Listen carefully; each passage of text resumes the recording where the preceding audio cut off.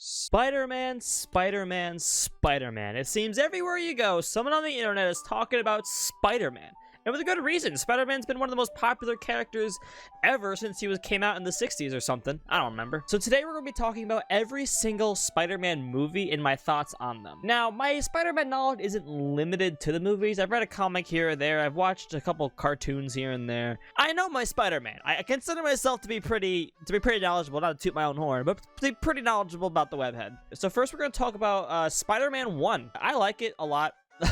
It's probably nostalgia. Again, a lot of these earlier movies are definitely going to be nostalgia filled, but that being said, I still have a lot of things to say about them. Spider-Man 1 is, kicks off everything. Nobody really knew what to expect from a Spider-Man movie at this point. So people walk in, it's like, oh, what's this going to be like? Oh, wow. It's great. CGI is a little dated by today's standards, which you can't really judge it by today's standards because, it was made back then. By back then standards, it wasn't very good either. People were already criticizing the CGI, and with good reason. The CGI wasn't that great. But yeah, I thought that Tobey Maguire is an excellent job at playing Peter Parker and Spider-Man. It had a little bit of growing pains in the first movie, but he does do a good job. Willem Dafoe. You cannot talk about Spider-Man without talking about Willem Dafoe. Willem Dafoe does such a fantastic job of Green Goblin. It's honestly no wonder why they brought him back for the new movie. That man can act. He's not only a good father figure appearing looking character, he's also a fantastic villain. The turn from Norman Osborn to the Goblin is believable. Like him yelling at the whole council about him losing his job, that was very believable. He did a very good job with that. I'm not sure if this is a hot take because people like to shit on her, but MJ, I thought MJ was also done really well for a first Spider-Man movie. Really could not have done anything better, all things considered, because again, nobody really knew what a Spider-Man movie was supposed to look like. Director Sam Raimi just kind of threw things at the wall, saw what stuck, and then just ran with it. And I respect the hell out of him for it because he did a damn good job. Now we get into the into the good ones. Oh boy, Spider-Man 2. I can go on record by saying that Spider-Man 2 is my favorite one, and it probably is a lot of your guys' favorite Spider-Man movie too. Anything that was like worth criticizing in the first film was absolutely completely blown out of the water in the second one. CGI looked good, practical effects were better, writing was better, direction was better. It was all just better, just a better movie, period. Tobey Maguire returns as Peter Parker and Spider-Man and does an infinitely better job than he did before. Very good performance. They actually wanted to get Jake Gyllenhaal to do Peter Parker because they were afraid that Tobey Maguire wouldn't do it because he was out filming, I think it was Seabiscuit, something like that.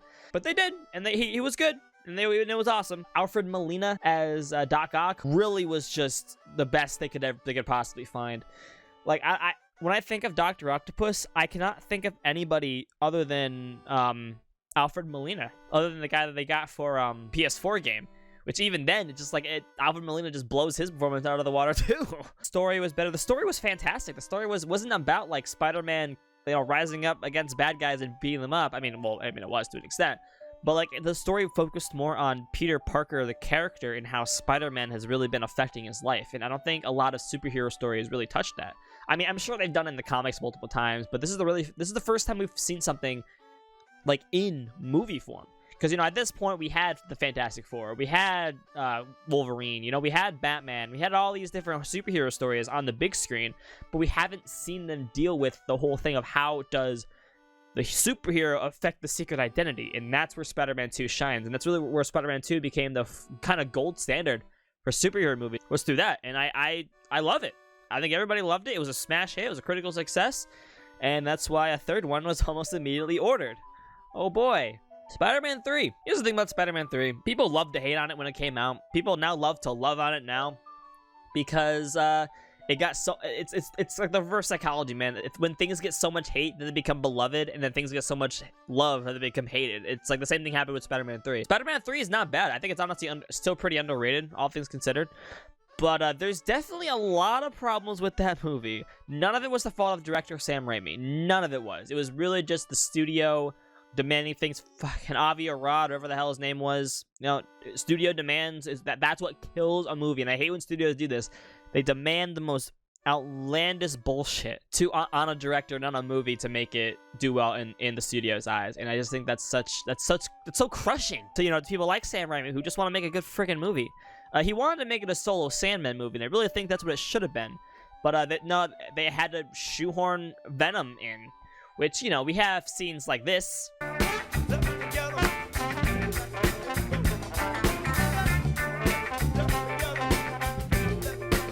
all because of Venom. And I don't think that Venom was... I think all things considered, Venom was done pretty well. I mean, the dude had no choice. You know, they had no choice but to throw Venom in. So I think with that in mind, I think they did well with what they were given.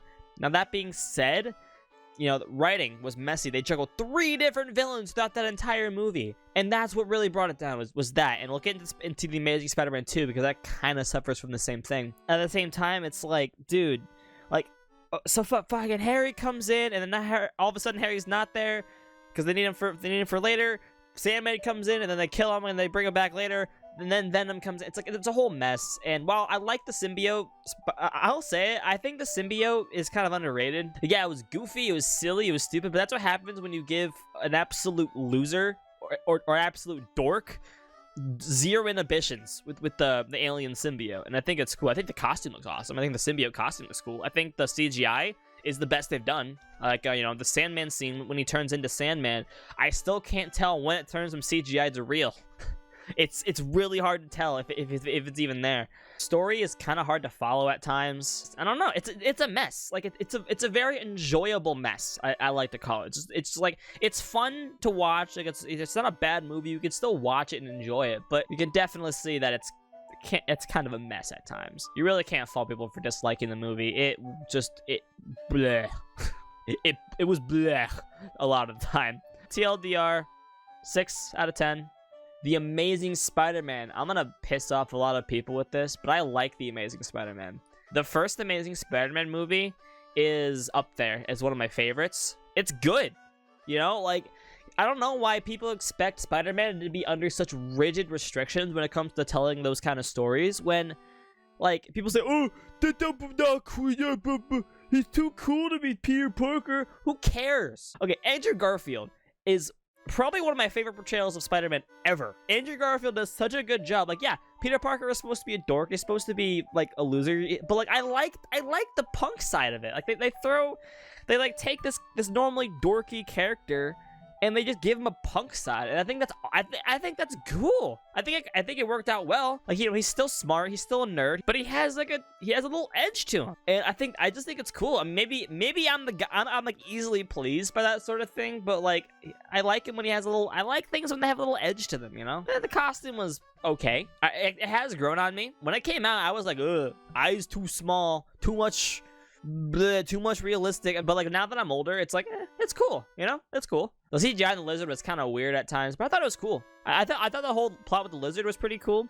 There's really so much you can do with a character like the lizard. It almost makes me wish they did somebody like Mysterio or even the Vulture. Probably the Vulture would probably make much more sense because it is such like connected to Oscorp in a way. I feel like the Vulture would have made a lot more sense for the Amazing Spider-Man 1. But the lizard was fine. I can't remember the name of the actor off the top of my head, but he did a damn good job with his performance.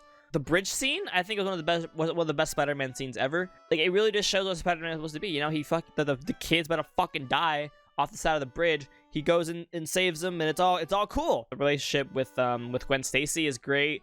I just think that what Andrew Garfield and what's-her-face just have so much good chemistry together. If you haven't watched it in a while, or like, but watched it for the first time and didn't like it, I would recommend giving it another shot, because it's good. It's fun. It's like, if you lay down all expectations for what you think Spider-Man should be, then you might end up liking it more. And then we get to The Amazing Spider-Man 2. Probably the most divisive movie since Spider-Man 3. I don't hate this movie as much as most people do. I think the costume, let's get this out of the way. The costume in Amazing Spider-Man 3 is probably the best Spider-Man costume ever made. Not too bright, not too realistic. The eyes look accurate. You know, I like the darker shade of red that it gives off. It's cool. I like it. Like, you can see the folds in the costume when he moves around. It's not like glued to his fucking skin like in later costumes. And the story it suffers from the same fate as Spider-Man 3 did, and that's what bugs me, because there is a good movie in The Amazing Spider-Man 2. Again, they were juggling too many villains. You know, too many villains. Just pick one. This is a lesson for all, like, movie people, like movie makers out there. Pick one villain. You can have like a minor villain and an overarching villain. That's fine. But 2 villains that play the same role, that's when things get messy. So they picked Electro for this, and I don't hate Blue Electro. I think that Jamie Foxx is a great actor. I think he's awesome. I think he did a great job. Blue Electro can look a little off-putting at times. It's just like, it's fine. It's different. And there's nothing wrong with that. And thankfully they fixed it in No Way Home. Yeah, I think everyone's performance is fantastic. I think Spider-Man, I think the humor is the best it's ever been. Like the amount of jokes and quips that Spidey makes in that movie is just it's fun. It's great. It's awesome. But again, the plot kind of falls apart because you have the Electro plot, which takes place first, and then it goes from like him becoming Electro all the way to like screwing some stuff up, and then he becomes he gets locked away for a minute and he's written off for the time being. That bugs me because they should have just kept him the same villain overall, because they had two plot lines. They had the Electro plot line and then they have the Green Goblin plot line. And I'll explain. They put away the Electro, and then it turns out that, oh wait, Harry Osborn is gonna die and needs Spider-Man's blood for some reason, and that just like, okay, we just finished with Electro, and what's this? The transition there is so weird, because it goes from, I don't know, the shifting in plot lines is just weird, because then Electro comes back, and it's like, oh, okay, he's back now, and then he fights them both at the same time. It's like, dude, there's so much wrong here. The action is cool, the humor is cool, performances are cool, dialogue is cool. I feel like if you just go in expecting like a quick Spider-Man movie, well, it's not quick, like 2.5 hours long, but like if you just go in for like, okay, I'm just gonna watch a Spider-Man movie, you'll probably think it's at least okay. It's not gonna bore you to sleep, at least. Another plot that they have, the stuff from the beginning that goes through, is the Peter Parker's parents plot line, and I hate it when they do this. They should just keep Peter Parker's parents completely ambiguous without any knowledge of them, because it doesn't make sense, man. Peter Parker's parents were like SHIELD agents or something, and they made the spiders. Like, no. If you have the movie, even with the two villains, if you have the movie and then cut out the parents plot line, I think you have a decent movie in there. Is The Amazing Spider-Man 2 a bad movie? Nah, not really. But is Amazing Spider-Man 2 a good movie? No, not really. Now we're getting into Spider-Man Homecoming. I'm not going to talk about Captain America Civil War at all, just because I don't really think I need to. It's all just like, yeah, they just introduced a new Spider-Man. He was great in Civil War, and that's really all I'm going to say about it. And then they gave him his own movie. Homecoming is great. I'll say it. Homecoming is awesome. They got fucking Michael Keaton, Batman himself, to play the Vulture. They did bring the Vulture finally, because I've been wanting the Vulture for a while, but they didn't bring him. Listen, okay. Let me break this down. So I've been wanting a Spider movie where he's just a kid, you know? And the Amazing Spider-Man 1 was that, but it focused more on Spider-Man just being Spider-Man, just Peter being Peter. And that's the thing, is that Peter in this movie desperately wants to be an Avenger, but he also desperately wants to be with this girl Liz. Here's the thing, is that the whole Iron Boy Jr. Argument that's been done to death, just, I don't see it. Like, I can see it in later movies, but in Homecoming, I don't see it. Like, yeah, he looks up to Iron Man, but I don't see, that's not really a bad thing. He looks up to Iron Man, but then in the scene with the fairy, he fucking snaps at Iron Man and tells him like, hey, you like should be here to help, and he was there to help, but at the same time, it's like, Iron Man, you weren't you gotta help these guys are selling weapons. We have to stop them. And then Iron Man just completely ignores him and refuses and takes his suit away. That's why I don't understand the whole Iron Boy Jr. criticism when it comes to this movie, because he's at odds with Iron Man throughout the whole movie. And even at the end, he digs out his old homemade suit and goes after the Vulture. I think it's like symbolic, and even like the scene in the abandoned like factory or whatever, where he gets covered by all that rubble because the building fucking falls on him, he picks himself back up. And I think that's a core value of Spider-Man, is him being able to get back up by himself. He doesn't need Iron Man to take down Vulture. He literally just did it by his own equipment that he made by himself. And then Spider-Man Far From Home messes all that up.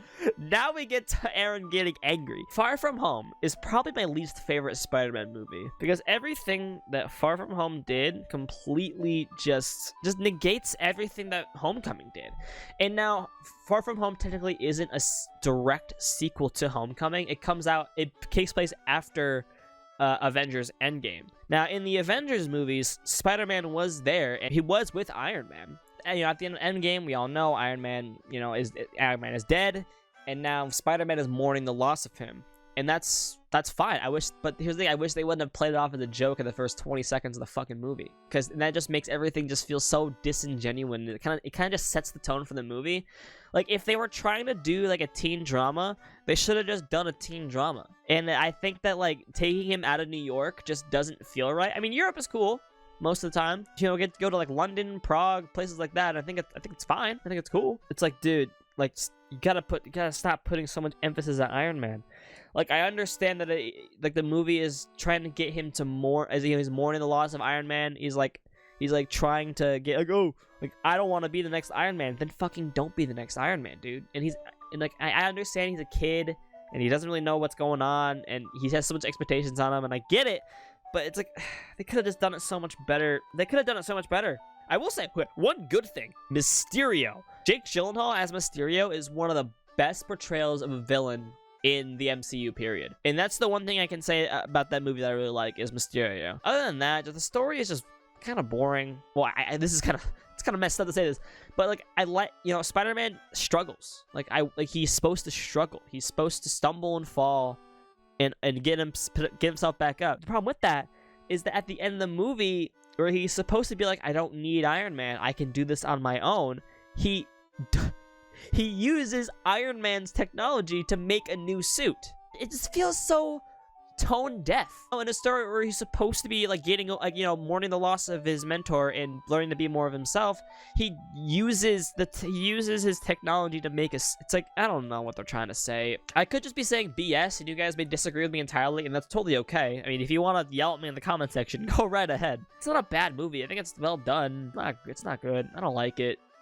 And I hate that that is like the direct lead into No Way Home, because I like No Way Home, and I'll get into No Way Home in a minute. Because I like everything about the movie except for what they did with Peter. We'll see it in No Way Home. They do kind of fix it in a way, but I'll tell you, I'll get to that in a minute.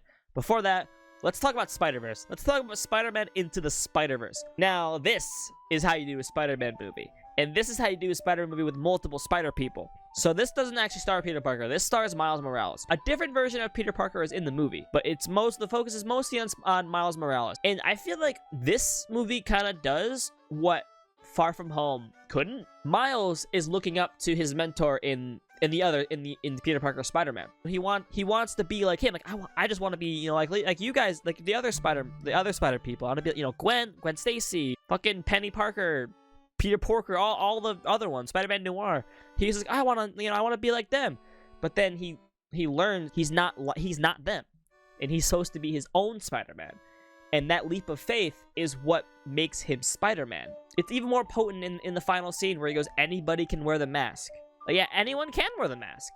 Like, I could put on a Spider-Man mask, and I could be Spider-Man if I wanted to. But being the hero and being yourself and just getting out there and just getting knocked down, getting picked back up, all those, everything that the movie talks about, that's what makes Miles Spider-Man. Far From Home did a little more of that.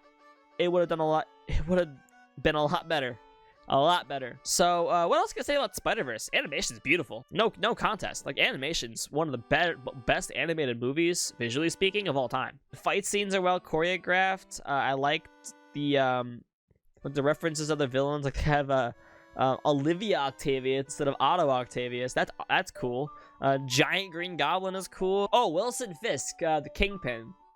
Dude, Kingpin's one of my favorite villains. Just period in all of Spider-Man. He's big. He's huge, and he doesn't have any, like, his superpower is just being rich and punching people, and I just think that's badass. And his whole story with his family, and Spider-Man fighting him and his family seeing it, all that whole thing is just like, it's just sad. It really makes you feel for him. That's why he's trying to have access to the multiverse so he can find those. I don't know if this is a hot take, but Spider-Verse was, I feel like Spider-Verse is really what made Marvel want to do a multiverse in the MCU. I feel like they saw that movie and were like, oh shit, we gotta do that now. So now we're gonna talk about the latest movie that came out, Spider-Man No Way Home. I do like it a lot. It's fan service, like very, very blatant fan service. But at the same time, it's not like annoying fan service. It just feels like a love letter to what came before, and that's awesome, while also progressing the story. And I think that this is the best they could have done after Far From Home. In No Way Home, because he meets the other Spider-Man played by Andrew Garfield and Tobey Maguire, they are the mentors that MCU Peter needs to become his own Spider-Man. It's all stuff that should have been there a long time ago, but it's better late than never. They brought back all the villains. They brought back Sandman. They brought back Green Goblin as well. Willem Dafoe's Green Goblin, which was fantastic. They brought back Alfred Molina's Dr. Octavius. They brought back the Lizard. They brought back Jamie Foxx's Electro. They brought back pretty much everybody. Everyone's here, dude. It was awesome just seeing all these different characters interact from different universes and seeing like how Peter goes around getting framed for murder. And the ending, I don't want to spoil the ending, but like, dude, the ending was crazy. It's sad. It was sad. And at the end, he makes a new suit and he becomes Spider-Man. I think that new suit is really symbolic of him learning to be more himself and his own Spider-Man. And they have a whole new trilogy coming out too, so that hopefully we'll see that change, or maybe they'll regress and go back to where they was before. I don't know. I'm not holding my breath. The one thing I like about No Way Home is the lighting was spectacular. Dare I say amazing, because the Spider-Man. Anyway, you know, it was shot well, it was choreographed well, the acting was fantastic. Everyone's performances was fantastic. The returning characters, new characters, all that stuff. Doctor Strange is in it for some reason. I feel like if I were to rank them, I would go... You know, let's just do a mini tier list. Can I find a tier list? Let me find a tier list. There we go. Here we go. Okay. Spider-Man movie tier list. Let's do it. Spider-Man 1, I would say is about B. Good middle part. Spider-Man 2, absolutely S tier. Spider-Man 3, I would say it's C. Amazing Spider-Man 1, A. Amazing Spider-Man 2, probably C with Spider-Man 3. No Way Home, or Far From Home, D, definitely. Spider-Man Homecoming, I would say I'll put it above. There we go. That's good. Spider-Man Into the Spider-Verse, definitely S. Venom, I forgot. Okay, does Venom count? Because now I'm scared I didn't talk about Venom a lot. Venom doesn't count. We'll talk about Venom another time. And Spider-Man No Way Home, I would give that one a B. So yeah, guys, there we go. That's my opinions on every single Spider-Man movie. Hope you guys enjoyed. Make sure you guys follow me on Twitter and Instagram and join the Discord for all AaronAstro updates. We're coming back, fellas. Stocks are up. Make sure you guys are keeping up. Also, on March 23rd, 2022, on my birthday, I will be hosting the Astros, which is a award show for this whole community that we have on. Join the Discord for more updates on that. It's going to be awesome. March 23rd, 2001. Be there or be square. See you guys in the next video. Bye-bye.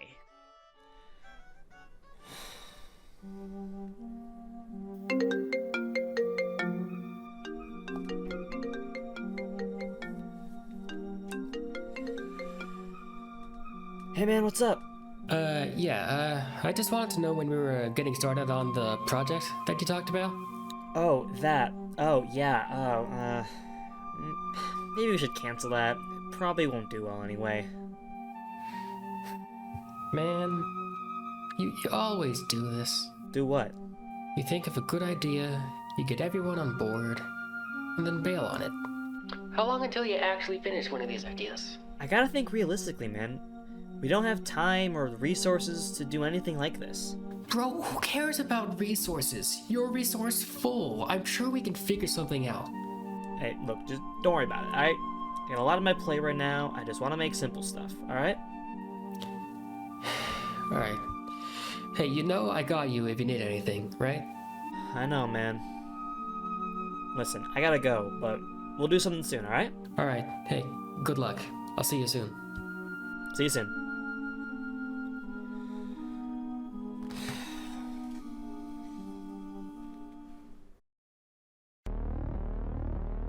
You hide from your demons, but you cannot escape who you really are.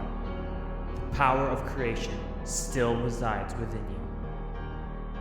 And I've seen you through it all. You can deny my existence, neglect everything I've ever done, but it only makes me stronger. And now, your time is up. I have created something stronger than you. Someone who can replace you as the true creator, resident of the Master Realm. You cannot run from me any longer.